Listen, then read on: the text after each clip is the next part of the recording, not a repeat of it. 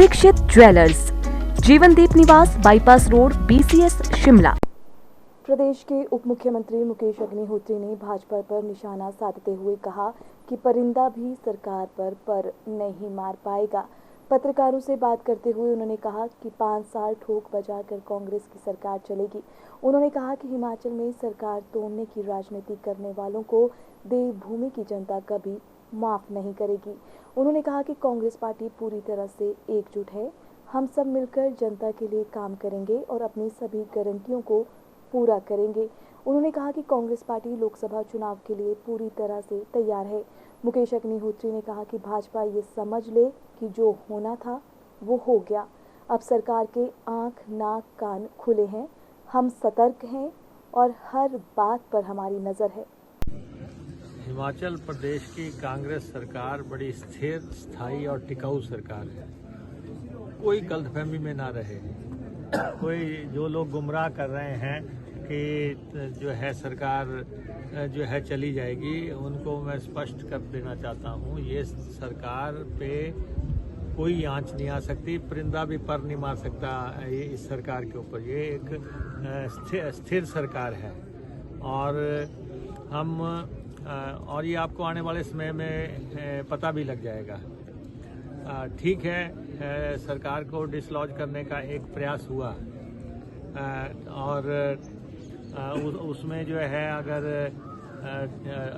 वो राज्यसभा का अपना सांसद बना गए तो वो तो चलो टॉस के आधार पे हुआ है या फिर जो है लेकिन उसका खमियाजा भी हुआ है कि वो अपना सांसद तो बना गए लेकिन छः विधायकों की सदस्यता समाप्त हो गई है। 6 और वो अब सुप्रीम कोर्ट में लड़ाई चल रही है और राजनीतिक लड़ाइयाँ, लीगल लड़ाइयाँ लंबी चलती हैं। लेकिन जहाँ तक हिमाचल प्रदेश का सवाल है, जनता ने हमें जनादेश मिला। हम जितना भी काम यहाँ पे हो सकता है वो करेंगे, जो सुधार करना है वो भी करेंगे। लेकिन जो लोग ये समझ रहे हैं कि वो कल सत्ता में आने वाले हैं और वो अपने काडर का जो है मनोबल बढ़ा रहे हैं, तो मैं अपने काडर से भी, कांग्रेस के लोगों से ये कहना चाहूँगा, घबराने की जरूरत नहीं है। अपना मनोबल कायम रखो, पूरी ताकत से लड़ाई लड़ो और सरकार हमने चलानी है और 5 साल चलानी है। और सरकार गिराने वाले जो हैं उनको जो है अपना स्थान बहुत जल्दी पता लग जाएगा।